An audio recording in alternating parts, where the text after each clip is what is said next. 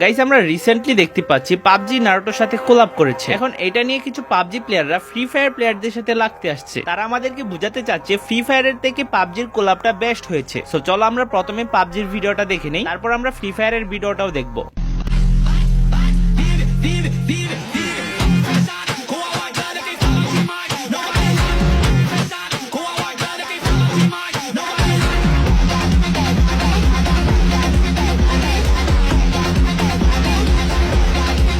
So এটা হচ্ছে guys পাবজির video. তোমরা তো পাবজির ভিডিওটা দেখিয়ে নিয়েছো, এবার চলো ফ্রি ফায়ারের ভিডিওটা দেখা। কারণ আমি এখন তোমাদেরকে ফ্রি ফায়ারের ভিডিওটা দেখাই।